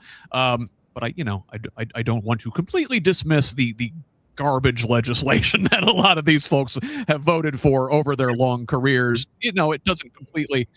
The good stuff doesn't completely offset all that. Speaking of garbage legislation, though, I do want to point out some of the other things that are going through the State House this week. We got links to an Axios Indy bill tracker and an Indy Star bill tracker in the show notes, which you should be subscribing to, again, over at progressiveindiana.net. But I want to focus on a couple of bills in particular, and Chuck teased this one a little bit earlier, I think, or maybe it was you, Jennifer. I don't even remember. What is time? So this a military police bill passed the House, moving on toward the Senate. So following 90 minutes of intense debate, this is from the Capitol Chronicle, a bill empowering Indiana's governor to deploy a military police force of Indiana National Guard members throughout the state advanced Wednesday on a 67-29 vote. It now heads to the Senate. So time to contact your senators if you don't support this bill. Proponents maintain that this measure ensures Hoosier soldiers and airmen are ready for emergencies, and they cited the fractured response to the 2013 Boston Marathon bombing. Opponents, of which I consider myself one, fear the provisions could be abused, pointing to President Trump's ongoing lethal deployment of federal immigration officers in Minnesota. The governor would be able to order the force to active duty and deploy them anywhere in the state in the case of war, disaster, or at any other time the governor considers necessary. That's pretty broad. He'd have to provide a reasonable notice to affected law enforcement agencies and coordinate with them, again, as circumstances permit. Very vague language. My understanding, Chuck, is that, he can send his militarized police force anywhere in the state without consulting with local authorities like mayors and county commissioners and, whatever elected Democrats that would get in his way, I suppose. Basically, yes. And I can say this from my military experience. While the military, when we train in the military for law enforcement, we train for a very specific set of variables, which are not consistent with civilian law enforcement. I went through this post 9/11 where I was on an auxiliary security force for a period of time and working with the Newport News Police out in Virginia. There were certain things we could do, certain things we absolutely could not do. And, this sets a stage that is very dangerous for me. And after watching some of that debate, and Pierce brought up a very eloquent point. The governor can basically do whatever, whenever he wants, and this reasonable notification thing could be an hour, could be 5 weeks, depending on whatever he determines to be reasonable. There's no definition in the legislation for that. So it really sets a dangerous state, I think, for me, and I think it puts our National Guard troops in even more of a precarious position because they're not there to do those kind of things. I mean, they might be civilian law enforcement in their civilian lives, but when you're on active orders, it's a whole different ballgame. Yeah, and again, there's a lot of leeway built into this thing, a lot of vague language. We're trusting Mike Braun's judgment and discernment here. I don't trust Mike Braun's judgment and discernment. I want to look at another couple bills that are moving their way through the State House. There is a hemp-related bill which passed the Senate and is moving on to the House. This would alter the state's definition of hemp to match the federal definition. Under this bill, residents under 21 will not be able to enter an establishment that mainly sells tobacco products and products containing THC. Again, I think that kind of lines up with where we are at the age to buy tobacco or THC products anywhere nationally is 21. Now, with the reclassification of marijuana being discussed at the federal level, this bill would also allow the Indiana General Assembly to decide to follow the federal government should they reclassify marijuana. The state's current statute would automatically lower a drug on Indiana's drug schedule if the federal government made the change there. So now that sounds like if the federal government deschedules it, Indiana could still choose to categorize cannabis as a dangerous drug. Looking at other bills and dangerous substances potentially, the state is pursuing primacy over carbon dioxide storage wells. This would require the DNR to seek primary enforcement authority over Class 6 wells. This is one of 6 kinds of wells where the EPA regulates underground injection of substances like oil, gas, and now, in this case, geological sequestration of carbon dioxide. 6 states already hold primary enforcement authority for these Class 6 wells. Kerwin Olson, the executive director of Citizens Action Coalition, said his ratepayer advocacy organization and peers think agencies like the DNR can be too lax. So I guess I want to pause here and get your thoughts on either of those. Jennifer, I know the autism community, of which you are an advocate for, has concerns about these cannabis bills because there are effective use cases for things like CBD in treating autism symptoms. Is that correct? Yeah, CBD, yes, in products, but also really just medical marijuana in general. I mean, it is used by so many people on the spectrum, adults especially. It's one of the, so I'm here in Puerto Rico and I have my medical license here, and it's one of the first, well, obviously it starts with an A, autism, but one of the first things that you can qualify for in order to get medical marijuana. So I think it's really important that we actually work to legalize it here in Indiana. And I feel like Indiana kind of goes back and forth on it. Over the last several years, there's been some bills that have had some readings but then I think last year, wasn't there a bill that said you couldn't have vehicles that had anything about marijuana or any of the products on it? And now we're looking at the one that you're talking about. So I think that until Indiana finds a way for the powerful people to make money off of it, then it's going to stay not accessible to people. Now, Chuck, you are, you're in water infrastructure, but I wonder what you know about things like this gas infrastructure and the potential like carbon sequestration. Like I know down here in southern Indiana, we have a lot of karst features, underground caves, and they actually use them for like storing natural gas.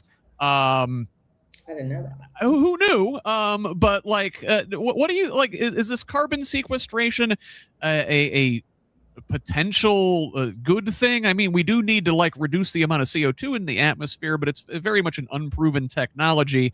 I worry about the Indiana DNR, which is a captured organization basically controlled by lobbyists and donors, their ability to regulate this kind of new untested technology. Well, I have a couple. I'm going to try to hit these as succinctly as I can. One, I mean, yes, I'm in water, and carbon sequestration is kind of a whole different technology set. However, premises are kind of similar. Anything that happens in our underground, whether it be oil whether withdrawal or injection, has to be carefully monitored locally. There's no other way to do it. And now I would say DNR has a better advantage locally because of the monitoring networks they're trying to establish for groundwater. So I think similar things can be done in this space. But what worries me is the new and unproven part of it, because Indiana and new typically have not married up all that too very well. So I think as long as it's done with the proper geological studies, yes, it could be an idea. I think there are better ways to carbon capture. There are a lot of great technologies out there. We just here in the States have not decided to adapt a lot of that yet. So there's a couple more bills I just want to breeze through really fast because we've got only about 25 minutes here and a bunch of stuff I still want to cover. A bill that would permit but not require a display of the Ten Commandments in schools moved on. Lawmakers advanced this bill. Now, it was originally written to require schools to display the Ten Commandments in classrooms. Now it has been modified, amended to allow school districts to permit the display of the Ten Commandments in classrooms. Lawmakers stopped short of requiring it as the original bill proposed. Critics of House Bill 1086 said giving Indiana districts permission to display the Ten Commandments rather than a mandate would effectively shift the legal burden from the state to school districts instead. Additionally, another sort of school-related bill, lawmakers amended a bit of legislation to keep protections for diabetic kids in place. The House approved an amendment Tuesday afternoon to retain Hunter's Law, a 2007 law that provides additional protections for school children managing diabetes. This change means enhancements to a federal protection will remain in Indiana. A spokesperson for the Indiana School Board Association confirmed that organization had recommended the elimination because it believes the protections are already provided under federal law. Finally, in bills I want to look at this week, a bit of good news as a piece of terrible legislation did go down with the House narrowly rejecting a bill that would have introduced firing squad as an execution method in the state. This bill failed despite having 48 votes in favor and 47 against. In the 100-member House, a bill must earn at least 51 votes to advance. 19 Republicans joined Democrats in voting against this bill, which would have allowed the Department of Corrections to choose between lethal injection and a firing squad when carrying out death sentences. This vote comes a day after lawmakers removed nitrogen hypoxia as a potential execution option. And I guess just, Chuck, you mentioned it earlier, I think, real pro-life, huh? This is what these guys think about. This is Jim Lucas down in Seymour, House District 69. Chris Bowen's running against him, like her a lot. But, what are we doing? We talk about being a pro-life state. I think we just had a big rally for life on the State House steps with a bunch of Republican politicians there touting how much they respect the sanctity of life. And here are the majority of them in the State House of Representatives debating new and effective ways to kill people. So I guess the whole pro-life hypocrisy of it. If I could wave a big enough BS flag anytime they cry that, I think I'd wave my arms out. But you're right. I mean, it's when it's convenient, and really when they say they're pro-life, they're anti-abortion. Period. They're not. Again, it has nothing to do with making people's lives better. They have shown that time and time and time again. If they cared about if they were pro-life, they would engage in education, healthcare, food, school food programs. I mean, the list goes on. So again, you can't scream about pro-life only when it's convenient. You got to cradle to grave. I can't say it any better than that. Jennifer, this Ten Commandments thing, it seems like a poison pill. So, obviously it is a flagrant violation of the First Amendment to mandate that public schools display this religious text in their classroom. But by kicking that down the road to individual school districts or maybe even individual teachers, I think they're opening up these districts and individuals to lawsuits, and these school districts can't afford to defend those lawsuits. Is this just a subtle way of bankrupting local school districts so they can then step in and privatize them? What are they doing? I don't know if that's it. I do know as far as it's awful for them to put it onto the schools and the school district, right? Because they're just kicking it down the road, the can down the road. They have to deal with that, which is just going to become so much more problematic in schools. I mean, I could just see a mess like there was during COVID with everybody fighting against each other. Now you have school boards that have to, I believe, have to declare, you know, are they Republican or Democrat? It's going to make these even more divisive. So yeah, this is definitely an issue that's not going to go away, and it's not going to make things easier on the schools. I just want to chime in one thing real quick. If they're going to allow that, then are they going to allow the Torah? Are they going to allow the Quran? Are they going to allow all of it to come in as well? Again, if you're going to open that door, okay, but open it for everything, because you can't have a single state sanctioned religious text being protected. You have to, you either do all or nothing. Frankly, in my opinion, being none of it needs to be in schools, but yes, that's a whole different bag of rice that we can get into right now. Yeah, we saw the Republicans at the national level, sawing the legs out from under the First Amendment's protection for journalism, and here we got our local elected Republicans trying to saw the legs out from the protection of freedom of and from religion in our state. Chuck, this next one I actually flagged specifically because you are here today, and we talked about you are in water infrastructure. That is your real life job. Not just commentating on Sunday mornings here with me. So there was a couple stories in the Indy Star that are talking about, the ongoing struggle to get water to this LEAP Innovation District that they're building out in Lebanon, putting all these massive industrial park, data centers, advanced manufacturing, pharmaceuticals, whatever, out in the middle of a cornfield. Hey, it turns out they didn't think about getting water out to this place where there isn't much. So Citizens Energy, Citizens is going to be responsible for getting water out there, and they're going to treat and ship water from Eagle Creek in northwestern Marion County there. So construction is underway to build up this tech park known as LEAP, despite opposition from thousands of Indianapolis residents over the way the state plans to supply the water to the project. At the heart of the controversy is the Eagle Creek Reservoir, from which water will be pulled for the district and eventually returned. Now, residents and environmental activists have expressed concern about potential contaminants entering the water in Lebanon and then being discharged into the reservoir. Citizens plans to ship up to 25 million gallons of water to Lebanon every day, which would be about 2 to 3 million gallons more than they currently pull from Eagle Creek Reservoir. The rest of it will come from the Citizens water system, which includes groundwater sources, Fall Creek, the White River, and 3 other reservoirs, an expansion project at one water treatment plant, the construction of another, 4 new booster stations, and 50-plus miles of transmission mains will move this additional water. And now plans exist for a pipe from Lebanon back to Eagle Creek, where Lebanon utilities intend to discharge the treated wastewater, estimated to be more than 100 million gallons a week. Back into the Eagle Creek?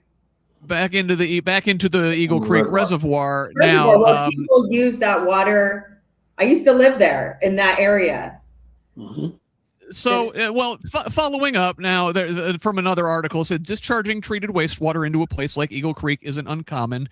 Wastewater has to go somewhere, and several miles upstream from Eagle Creek, the Trico Regional Sewer Utility and the Zionsville Wastewater Treatment Plant also discharge into streams that feed the reservoir. Now, what is odd in this instance, said retired Department of Environmental Management and USGS hydrologist Martin Risch, is that the discharge site is located in a contained reservoir instead of flowing water. Now, Chuck, I think the term, let me play devil's advocate here a little bit. The term wastewater riles people up because, oh my God, they're putting waste into our drinking water system. Like, where do we think our toilet goes?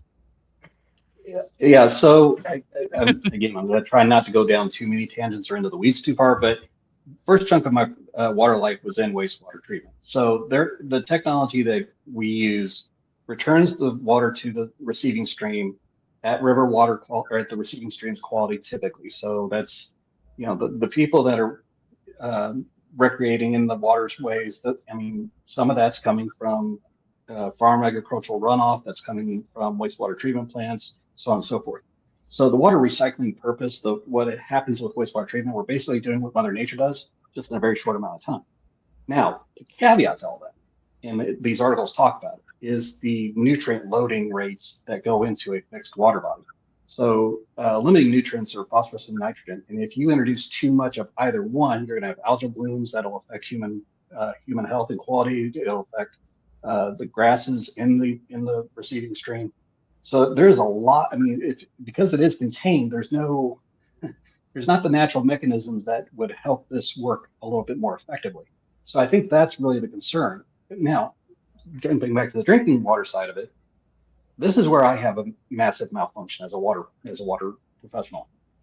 There is technologies we should be using for these kind of projects, and it's called water reuse programs. And this basically takes wastewater that has been treated, again, would be going to receiving streams, put it through one more cycle of treatment, and then use that for the processed water for these type of projects. It can be done as a revenue stream for the wastewater industry. It's a win-win all the way around. And plus, it helps limit any metals from getting back to the receiving streams, possibly poisoning off other things along the way, because let's face it, the data center is not the only thing that's going to be there. There's going to be other industrial components. You could have light industrial, you could have other manufacturing. Pharmaceuticals are notoriously problematic for wastewater treatment because, and this is why I tell people, sorry, got to make a safety plug here. Folks, do not flush your drugs down the toilet. Ever, never do it. Bad idea. Take it for proper disposal because wastewater treatment does not remove pharmaceuticals from the water streams. So whatever goes down your john is going to end up in your water stream 60 to 90 days down the road.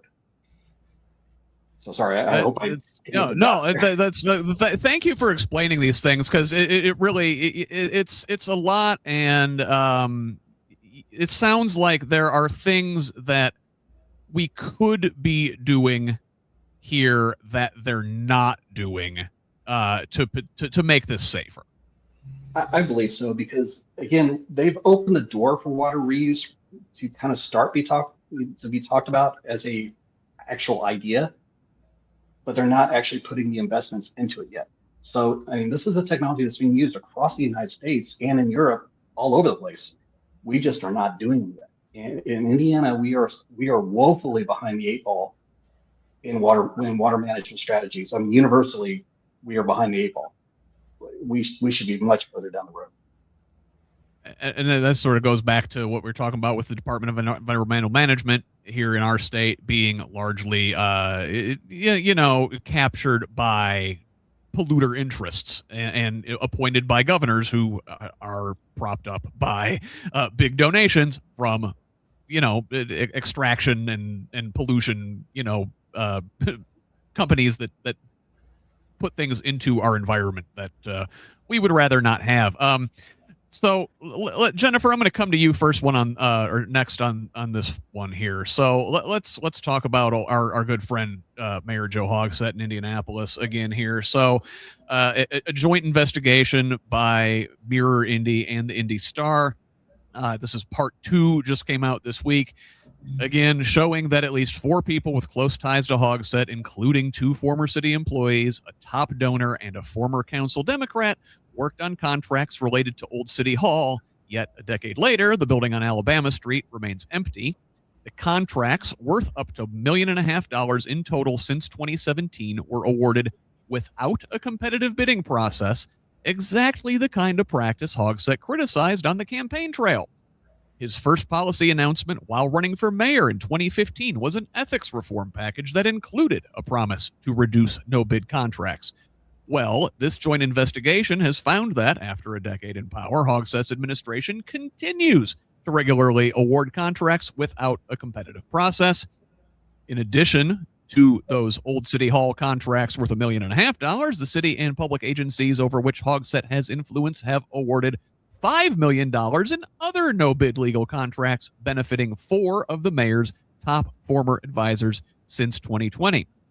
All of them left their city positions for jobs with big downtown law firms, then either signed or worked on multiple contracts with the city or other public agencies, sometimes within weeks or months of leaving. Now, Hogsett spokesperson defended the use of these contracts in a response to questions from reporters, saying, quote, lawyers are evaluated through a qualitative rather than a quantitative lens. Unlike searching for the contractor who can pour a quality curb ramp at the lowest possible cost, legal service providers are selected based on a skill, knowledge, and particular area of the law, experience, availability based on deadlines, and focus of practice, end quote. This one pissed off a lot of blue-collar working folks, suggesting that, yeah, somehow, the lawyers are different, and contractors, are fungible in some sort of way. Now, other municipalities, it turns out, have found it not only feasible but prudent to award legal contracts through a competitive process. The article details how a city of similar size like Minneapolis does this. Now, 3 of the former staffers signed or awarded contracts as city employees to the 4 firms they later went to work for. 2 returned to law firms where they had worked prior to joining the Hogsett administration. Real revolving door stuff here. Hogsett says his defense of this is that, quote, the cranes seen in the sky all across downtown Indianapolis and the continued accolades from entities such as LinkedIn and CNBC speak to the impact of these investments in the overall growth and success of our city. I am incredibly proud of what this administration has been able to achieve for downtown Indianapolis and of the ripple effects that success is having on all of our neighborhoods. I don't know if Mr. Hogsett has been into the neighborhoods to see what folks think of him there. So I don't know, Jennifer, it's okay because cranes? Because we're building things? That makes corruption fine? He's just deflecting. I mean, I guess my question is, if they are talking about these lawyers and how they've chosen these lawyers, where is the measure of what they use that against? So, when you do take bids, there's a formal process. We're talking about the money, right? So, but if you're talking about the qualitativeness of the lawyer, that's the question I'd be asking is, where is that document or whatever it is that you measure that against? But the thing is, this is his administration has been hot for a while. Like, people are talking about the things that he's doing. This is no surprise with him. It's actually been a lot of the progressive Democrats in Indianapolis that have really inspired me because of him. And if you've ever met him, you probably know what I'm talking about. Joe Hogsett is one of the targets of my ire. And look, I've got my problems with the Indiana Democratic leadership. And in many ways, it goes to their cozy relationship with folks like Hogsett. This guy here is the probably most prominent elected Democrat in the state. Anybody who gets Central Indiana TV, news, radio, when they hear Indiana Democrat, they think Joe Hogsett. He's ruining the brand. He makes all of us look bad. Chuck, you're, a Democratic Party chair. How do you deal with folks that point out, like, well, look, that's what a Democrat is? Well, the simple answer I could give to that is that may have been permissible at one point in time, but is not what we as a party stand for now. And this gets into a much longer answer than I have time to give. But short answer, that may have been where we were, but it's not where we're going to be, and it's not where we need to be as a whole party community working forward for the future for everyone. The one thing to speak back to Jennifer's thought on what is that checklist, or what are they using to judge these folks on? That is a very fair point. In the bidding process, you can say lowest responsive and responsible, okay, but that's if you actually follow the bidding process at all. And some of these folks are not doing that. Diego, our Secretary of State, I even hate to say, I don't even say his name. But anyway, long story short, prime example. But that no bid thing that's not a strong strategy for transparency in government. It's just not. No. Well, like you said, pointing out Diego Morales, that's the kind of stuff you expect from Republicans, but with Democrats like Joe Hogsett, who needs Republicans? And you know what? I think that speaks to our last story here today, which is that, young voters in Indiana are disillusioned with the process, probably because that is the kind of choices they are offered. This from Recenter Indiana. They conducted a focus group with young adults in a survey of 307 Hoosier young adults ages 18 to 34 in Marion, Hamilton, and Boone counties who were registered to vote but did not participate in the 2024 election. Now, they found that the reason young voters are not going to the polls is because they feel like the government isn't listening to them. They feel that their vote doesn't matter. That is the top reason young adults give for not voting. Disinterest was among the least cited reasons. They're interested. People want to participate. They want to have a reason to come to the polls.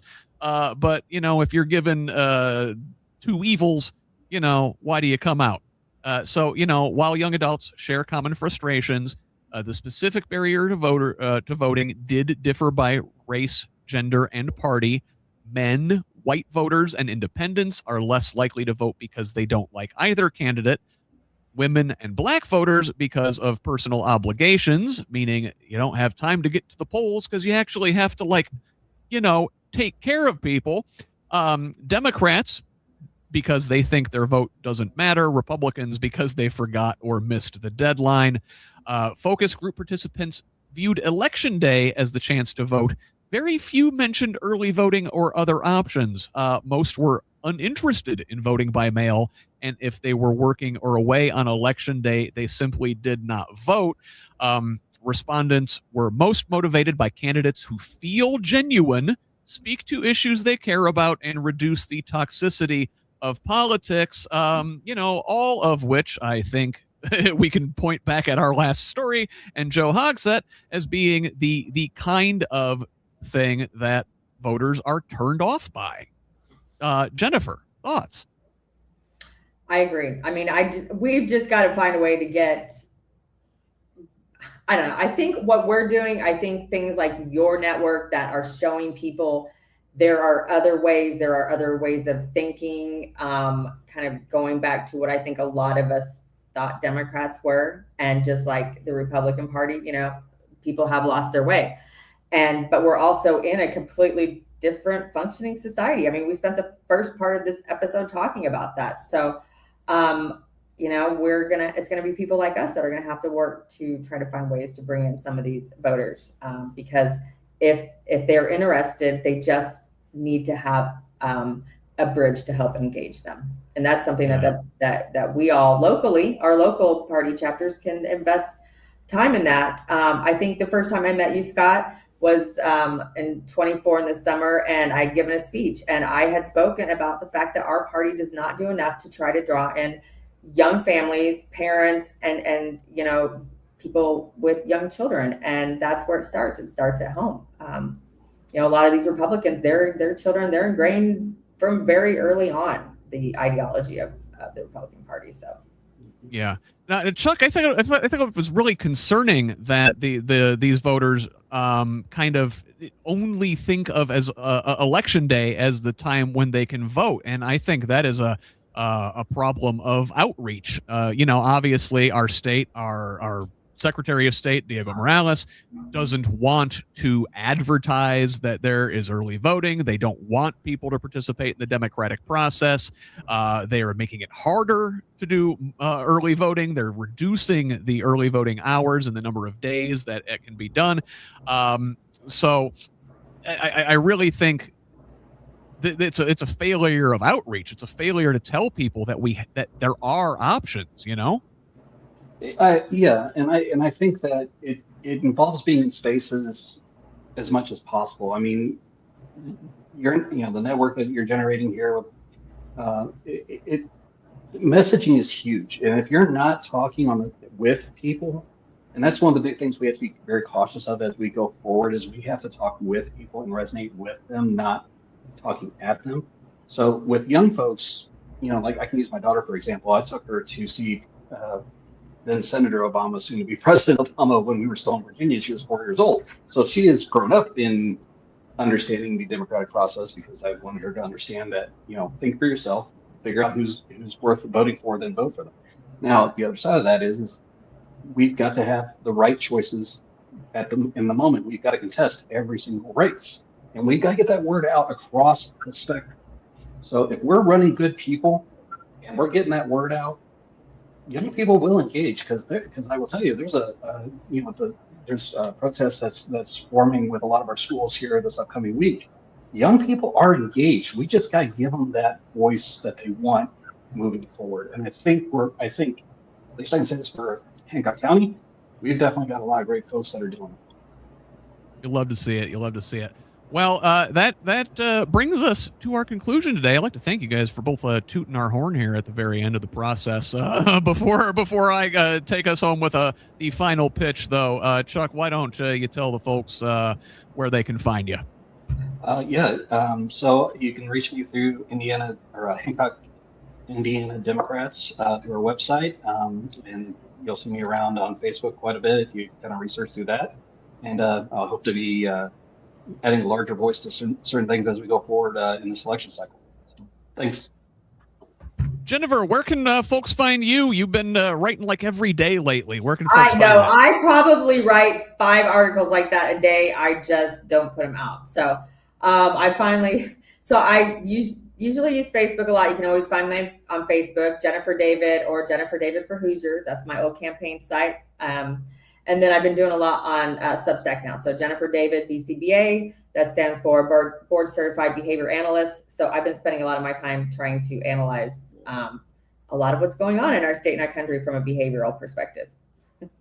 It's a really interesting perspective and one that you don't always get. So I appreciate having your voice out there, Jennifer, and I'm glad that we here at Progressive Indiana Network can help amplify it a little bit. I will tell you, it's just a great combination of autism and trauma. So it gives me the ability to, and 25 years of working within the Medicaid system in Indiana. So it's very much a systems perspective. Well, very good. Again, proud to help amplify that, and just love seeing it. So again, folks, please help us do things like amplify voices like Jennifer's with a subscription over at progressiveindiana.net. If you can't do that, I get it. It's fine. We do need your help, but a free subscription helps too. Also, what helps is a follow, a like, a share on social media at Progressive Indiana Network, at PIN Indiana on Blue Sky or Facebook. On Blue Sky or TikTok. You can find me personally at HoosLeft on most of your social media sites. But for now, on behalf of my guests, Chuck Gill and Jennifer David today, this is Scott Aaron Rogers signing off. Bye. Love each other, Indiana.